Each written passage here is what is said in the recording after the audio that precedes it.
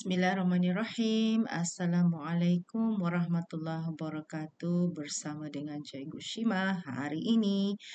Okey, Cikgu kenalkan dahulu diri Cikgu.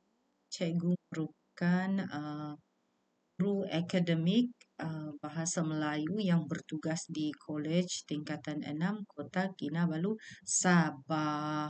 Okey, jangan lupa berkunjung ke channel Cikgu Noshima. Okay, video ini sebenarnya dihasilkan untuk pelajar semester 1 yang bercadang mengambil Bahasa Melayu sebagai subjek pilihan dalam pakej STPM. Okey. Baik. Pengenalan STPM baru. Dalam STPM baru untuk pengetahuan STPM baru ni kurikulum tingkatan 6 yang telah diubah selaras dengan program transformasi pendidikan mulai tahun 2012 mulai tahun 2012, Majlis Peperiksaan Bahasa Malaysia telah melaksanakan sistem pentaksiran baru bagi memperkasakan program pendidikan di tingkatan 6. Sebenarnya sistem pentaksiran ini adalah cetusan idea oleh mantan Ketua Eksekutif MPM, Tuan Haji Umar bin Abu Bakar, tugas 2005 hingga 2011 di MPM. Pelaksanaan sistem pentaksiran baru ini telah dimulai pada pengambilan pertama iaitu sesi 2012. Sebanyak 23 mata pelajaran ditawarkan dan salah satunya ialah mata pelajaran Bahasa Melayu. Pentaksiran ini dilaksanakan melalui peperiksaan akhir berpusat dan pelaksanaan kerja khusus. Okey. Baiklah. Untuk sukatan Bahasa Melayu ni, cikgu kongsikan sukatan pelajaran Bahasa Melayu. Okay, cikgu harap pelajar nampak. Ini ialah sukatan kandungan sukatan sukatan bagi Bahasa Melayu. Okey, dan sukatan ini sukatan ini sebenarnya perlu dimuat turun oleh pelajar. Melalui laman MPM Majlis Peperiksaan Malaysia. Google saja, type saja Majlis Peperiksaan Malaysia, carilah sukatan pelajaran. Okey, kita dapatlah sukatan pelajaran untuk Bahasa Melayu ini. Okey, jadi bila kita muat turun atau pelajar muat turun, pelajar mesti jumpa ini Okey, Bahasa Melayu. Ini adalah sukatan pelajaran Bahasa Melayu. Okey. Dalam ni sebenarnya mengandungi sukatan pelajaran semester 1, semester 2 dan semester 3 serta contoh. Lihat isi kandungan sukatan pelajaran Bahasa Melayu ini ialah terdiri daripada matlamat, objektif, kandungan. Okey, dulu dikenali penggal 1, penggal 2, penggal 3, sekarang semester 1, 2 dan 3. Kerja khusus, sistem pentaksiran, senarai rujukan, kertas soalan contoh, kertas 1, kertas 2, kertas 3, kertas 4 dan kertas 5. Okey, kita lihat. Apakah sebenarnya matlamat sukatan ini diubah? Sukatan pelajaran 910 kod untuk Bahasa Melayu ini sebenarnya ada matlamat. Matlamat sukatan ini adalah untuk melahirkan pelajar yang dapat berbahasa Melayu dengan cekap dan berupaya untuk meneruskan pengajian ke peringkat lebih tinggi. Menghasilkan lulusan Bahasa Melayu yang berdaya saing dan dapat memenuhi keperluan pasaran kerja, menumbuhkan rasa sayang akan Bahasa Melayu dan berbangga menggunakannya. Okay, apakah objektif sukatan pelajaran ini? Pertama, objektifnya adalah membolehkan pelajar memahami sejarah kekeluargaan dan perkembangan Bahasa Melayu. Nanti pelajar semester 1 akan belajarlah tentang sejarah, kekeluargaan dan perkembangan Bahasa Melayu, asal-usul Bahasa Melayu. Menguasai dan menggunakan sistem Bahasa Melayu dengan betul apabila menulis karangan, memahami, menginterpretasi dan mengulas kandungan bahan bacaan tentang pelbagai bidang, iaitu semasa menulis karangan dan juga menjawab soalan karangan pendek atau esei pendek. Memahami wacana, retorik, variasi laras bahasa dengan betul dan dapat menggunakannya dengan berkesan.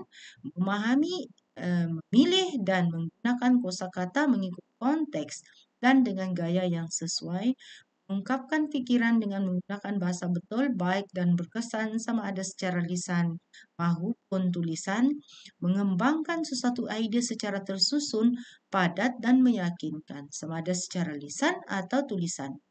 Mengenal pasti kesalahan bahasa, menjelaskan sebab kesalahan dan membetulkannya. Ini untuk bahasa Melayu semester 2. Menguasai kemahiran insania seperti kerja secara berkumpulan, sebab kita ada penulisan ilmiah semester 3, kepimpinan, keupayaan menyelesaikan masalah, keterampilan berkomunikasi dan lain-lain dalam konteks penggunaan bahasa. Okey, seterusnya kita lihat apakah yang ada dalam sukatan pelajaran ini. Jadi kalau pelajar lihat di sini, sukatan pelajaran ini pertamanya untuk semester 1, pelajar akan belajar tentang sejarah dan perkembangan bahasa Melayu, asal-usul bahasa Melayu. Pelajar perlu tahu konsep Melayu, definisi awal istilah Melayu, definisi dari segi etimologi, definisi berdasarkan bangsa. Jadi, calon seharusnya menjelaskan asal-usul bahasa Melayu, menerangkan konsep Melayu, mengelompokkan bahasa mengikut rumpun keluarga atau subkeluarga, jelaskan hipotesis tentang tempat asal bahasa Melayu. Kemudian pelajar juga akan belajar tentang salah sila bahasa Melayu, hipotesis tempat asal bahasa Melayu, maksudnya teori di sini. Dari mana datangnya bahasa Melayu ini? Adakah dari kawasan Asia Tengah? Adakah dari kawasan Nusantara? Okey, teori ini perlulah dipelajari oleh pelajar. Seterusnya, pelajar akan mempelajari bahasa Melayu kuno sebelum wujud bahasa Melayu moden. Okey, bahasa Melayu kuno digunakan oleh masyarakat Melayu kuno. Ciri-ciri bahasa Melayu kuno dari aspek tulisan dan ejaan, kosakata, kemudian bahan bukti. Jadi kita maknanya kita belajar sejarah lah. Calon seharusnya dapat menjelaskan konsep bahasa Melayu kuno, mengenal pasti ciri bahasa Melayu kuno, menyatakan bahan bukti penggunaan bahasa Melayu. Jadi nanti pelajar akan perlu menghafallah, belajar dan menghafal nama batu bersurat di Kedukan Bukit, Karangberahi, Kota Kapur, Talangto dan Gandasuli. Seterusnya, untuk bahasa Melayu klasik, pelajar perlu memahami konsep bahasa Melayu klasik, ciri bahasa Melayu klasik dari aspek sistem tulisan dan ejaan, kosakata dan tata bahasa, perkembangan aksara dan jawi. Kemudian mesti ada bahan bukti. Apakah bahan bukti itu? Biasanya bahan bukti mesti daripada batu bersurat, tinggalan sejarah. Okey, untuk objektif apabila pelajar mempelajari bahasa Melayu klasik, pelajar seharusnya dapat menjelaskan konsep bahasa Melayu klasik, mengenal pasti ciri bahasa Melayu klasik, memerihalkan perkembangan aksara Jawi, menyatakan bahan bukti tentang penggunaan bahasa Melayu klasik, seterusnya menjelaskan fungsi bahasa Melayu klasik. Apabila belajar bahasa Melayu klasik, sebenarnya pelajar akan melihat terdapatnya pengaruh ajaran agama Islam. Seterusnya, bahan bukti ini bukan setakat batu bersurat ya. Bahan bukti tentang tulisan Jawi ini wujud berdasarkan batu nisan, hukum kanun dan surat-surat awal yang dikirim oleh Sultan, beberapa sultan ya, kepada kerajaan asing. Naskah sastra klasik untuk sejarah Melayu, Misal Melayu, Hikayat Hang Tuah. Okey, baik. Kemudian pelajar juga akan belajar tentang fungsi bahasa Melayu klasik sebagai lingua franca, bahasa pentadbiran, bahasa ilmu agama, bahasa undang-undang dan bahasa persuratan. Bahasa persuratan. Okay, kita boleh nampak di sanalah. Seterusnya kita dapat lihat juga kemudian bahasa Melayu moden yang akan dipelajari oleh pelajar. Selesai belajar bahasa Melayu klasik, pelajar kemudian barulah belajar bahasa Melayu moden. Pelajar perlu mengetahui tentang konsep bahasa Melayu, tahap perkembangan bahasa Melayu moden, iaitu tahap bahasa Melayu pra-merdeka, sebelum merdeka, dan kita lihat apakah sumbangan tokoh asing dalam bahasa Melayu ini, bahasa Melayu moden. Jadi hasil pembelajaran calon seharusnya dapat menjelaskan konsep bahasa Melayu moden, mengenal pasti ciri-ciri bahasa Melayu moden, menjelaskan perancangan taraf dan fungsi bahasa Melayu, menjelaskan perancangan korpus bahasa Melayu, menyatakan peranan institusi dan sumbangan tokoh dalam pembinaan dan pengembangan bahasa Melayu. Oke, kita lihat selain sumbangan tokoh asing, kita juga melihat sumbangan tokoh tempatan. Ini menyatakan peranan institusi dan sumbangan tokoh dalam pembinaan dan bahasa Melayu. Tokoh asing, inilah senarai tokoh asing yang dipelajari belajar. Kemudian ada tokoh tempatan. Seterusnya, menjelaskan fungsi bahasa Melayu berdasarkan perlembagaan dan akta, menjelaskan perkembangan sistem ejaan Rumi. Oke, kita lihat pula sumbangan pertumbuhan dan institusi, yaitu dengan lihat apakah sumbangan pertumbuhan dan institusi daripada Pejabat Karang Mengarang, Sultan Idris, Kongres Bahasa dan Persuratan Melayu, Asas 50, Pakatan Belajar Mengajar Bahasa Melayu, Jawi Peranakan dan sebagainya lah. Pelajar juga perlu membandingkan ciri bahasa Melayu kuno. Sudah belajar bahasa Melayu kuno, kita kena bandingkan pula ciri bahasa Melayu kuno dengan klasik dengan modern. Tiga ini, bahasa Melayu kuno, klasik dan modern. Mesti ada ciri-ciri yang perlu dilihat oleh pelajar. Apakah perbezaan ciri bahasa tersebut? Oke, kita lihat pula bahasa Melayu modern pasca merdeka. Pelajar perlu mengetahui akta-akta yang berkaitan dengan pelaksanaan bahasa Melayu. Akta ini melibatkan perkara 152, Perlembagaan Persekutuan, dan akta DBP. Oke. Seterusnya, pelajar juga akan belajar peranan penubuhan dan peranan Dewan Bahasa dan Pustaka. Seterusnya, dalam peranan Dewan Bahasa Pustaka, pelajar perlu menguasai pula perancangan bahasa Melayu. Dan ini dari aspek perancangan taraf sebagai bahasa Melayu, sebagai bahasa kebangsaan, bahasa rasmi, bahasa pengantar. Kemudian korpus, perancangan korpus di sini sejarah perkembangan sistem ejaan, penggubalan dan pesan istilah, pembakuan sebutan, dan penyusunan kamus di sini. Oke, pembakuan tata bahasa. Oke, seterusnya, pelajar juga perlu belajar tentang fungsi bahasa Melayu moden sebagai bahasa ilmu, bahasa komunikasi, bahasa perpaduan, oke, penubuhan Universiti Kebangsaan Malaysia, sumbangan institusi lain. Institusi lain ini maksudnya di sini Universiti Peranan, Universiti Melaya, PENA, Persekutuan dan sebagainya. Oke. Seterusnya, unsur asing dalam bahasa Melayu. Pelajar perlu juga belajar tentang latar belakang peminjaman unsur bahasa asing. Kenapa? Sebab kita tahu bahawa bahasa Melayu turut menerima unsur asing sebenarnya, unsur asing. Bahasa Melayu pinjam juga daripada bahasa asing. Okey, jadi kita kena tahulah latar belakang peminjaman unsur bahasa asing itu. Dari mana bahasa sumber yang dipinjam. Jadi rupa-rupanya bahasa Melayu itu dari bahasa sumber dari bahasa Sanskrit. Kita pinjam bahasa Sanskrit. Kita pinjam bahasa Arab, bahasa Parsi, bahasa Indonesia, bahasa Cina, bahasa Tamil, bahasa Portugis, bahasa Belanda, bahasa Inggris. Jadi kita tahulah yang kita sebut-sebut baldi itu kita ingat bahasa Melayu tapi sebenarnya berasal dari bahasa asing. Calon seharusnya dapat mengenal pasti unsur asing, pinjaman dan bahasa sumbernya, kategorikan kosakata asing dan menyenaraikan unsur pinjaman yaitu konsonan, imbuhan dan kosakata. Jelaskan sebab peminjaman unsur bahasa asing. Kenapa kita pinjam bahasa asing ini? Apakah bahasa Melayu tidak ada bahasa sendiri? Jadi kena tahu. Sebab itulah pelajar perlu belajar unsur asing dalam bahasa Melayu. Jangan tahu sebut saja tapi tidak tahu sejarah asal-usul peminjaman tersebut. Seterusnya, selesai itu pelajar akan beralih pula dalam bidang fonologi. Foni maksudnya bila kita belajar bahasa, kita kena tahu bunyi bahasa itu. Jadi, pelajar perlu mengetahui definisi fonetik dan fonemik.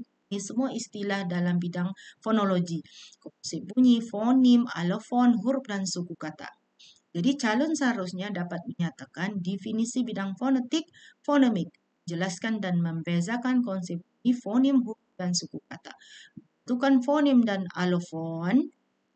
Kemudian belajar belajar pula penggolongan dan penghasilan bunyi bahasa ada 3. Vokal, konsonan asli dan pinjaman, serta diptong. Jadi pelajar perlu menyatakan definisi vokal, konsonan, dan diptong ini ya. Ada 3 bunyi bahasa dalam bahasa Melayu.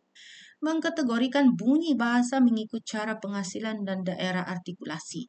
Vokal tu apakah daerah artikulasi terlibat? Adakah lidah? Adakah mulut? Adakah gigi? Dan sebagainya lah. Okay, menguraikan cara bunyi bahasa dihasilkan. Bezakan bunyi konsonan asli dengan konsonan pinjaman. Konsonan pinjaman kita pinjam daripada bahasa Arab atau bahasa Inggris.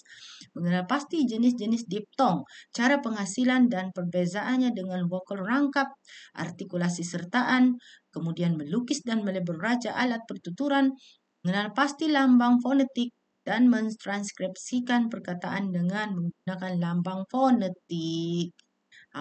Seterusnya pelajar juga akan belajar tentang struktur kata bahasa Melayu, yaitu struktur kata asli, struktur kata pinjaman.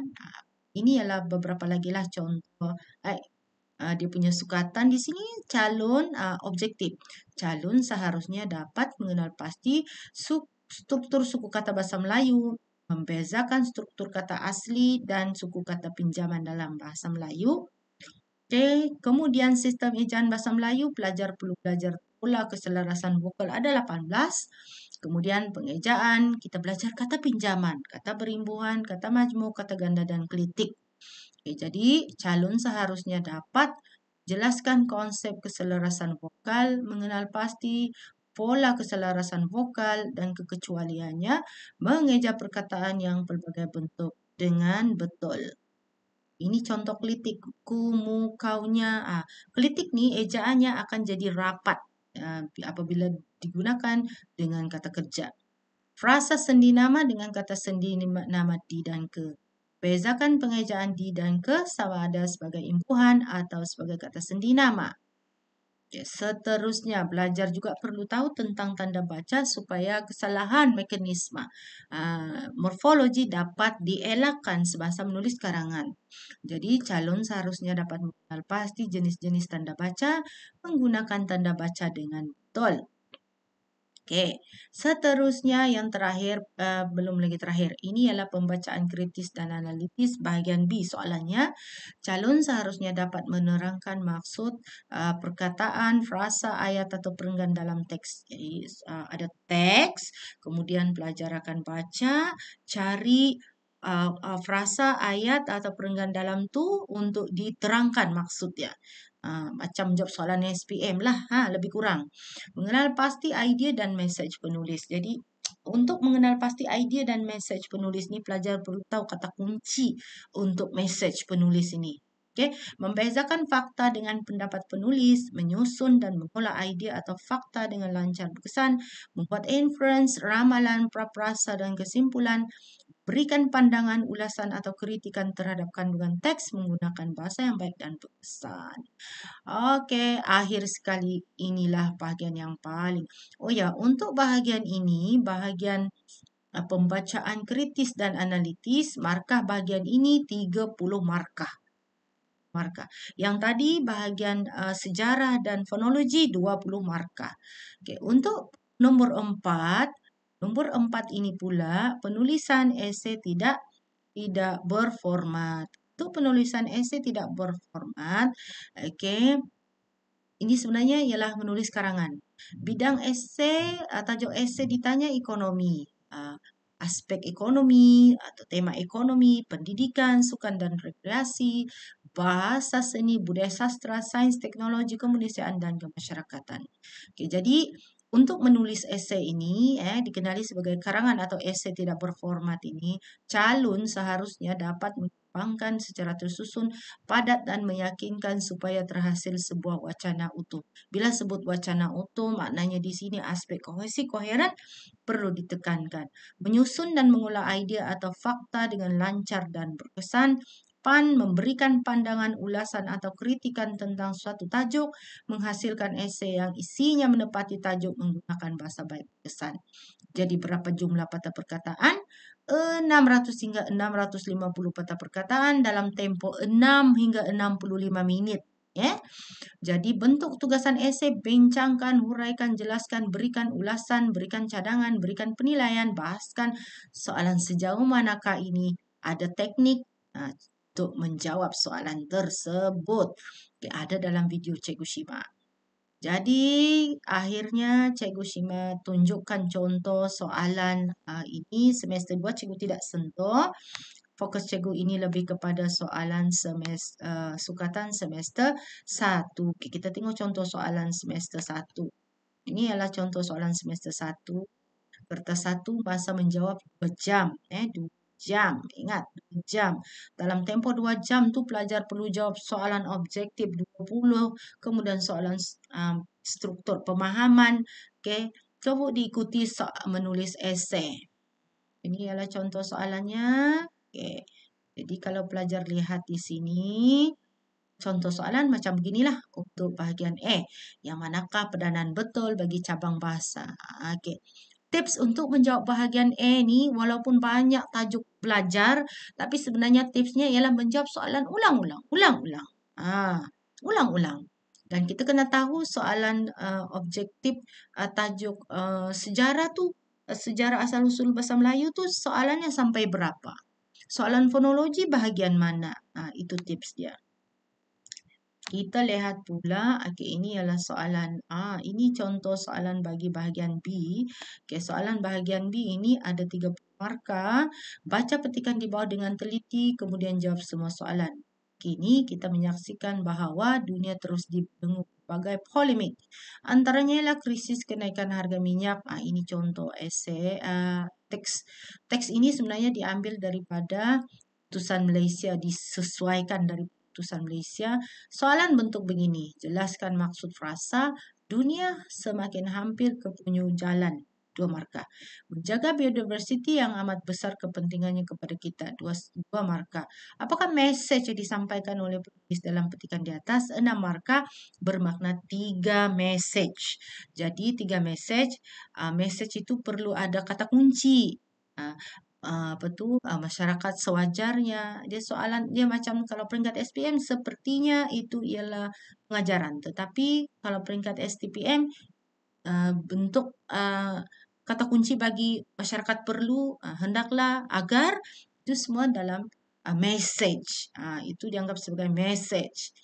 Kemudian yang ini esei pendek, ada 3 isi perlu ditulis oleh pelajar. Berikan ulasan Anda tentang pendapat ini. Gunakan bukti yang sesuai. Ada teknik dia ni, teknik untuk menjawab soalan ini. Isi, huraian, contoh, kesan. Ada teknik dia. Okay.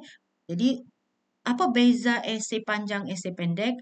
Esei pendek yang ini ni 150 patah perkataan, kena elakkan penggunaan penanda wacana. Kalau tidak, patah perkataan lebih 150, buang masa. Ini pula ialah bahagian C, bahagian lubuk markah dikatakan, sebab sini ialah markah. Tulis sebuah keterangan yang panjangnya antara 600 hingga 650 patah perkataan dengan berdasarkan satu daripada tajuk-tajuk di bawah. Salah satu budaya yang semakin kurang diamalkan, jadi ada 3 soalan esei tapi jawab 1. Ingat tu, 1. Bukan jawab 3 esei, nanti buang masa. Pilih 1, analisis soalan. Pada pandangan anda, mengapa? Jadi pelajar beri sebab. Kemudian cadangkan langkah-langkah. Berikan langkah-langkah. Sebab 3, langkah 2 atau sebab 2, langkah 2. Kalau ada langkah 3 pun okey juga. Okey? Baiklah. Akhirnya Cikgu Shima sudah selesai di sini berkongsi soalan sukatan pelajaran. Jadi ini ialah skim pentaksiran bahasa Melayu.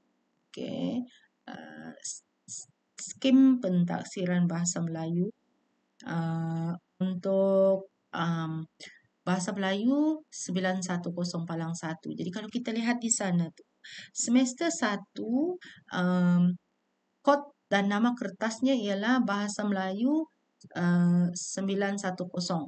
Ujian bertulis yaitu bahagian E, soalan aneka pilihan. Okey, soalannya ialah soalan aneka pilihan.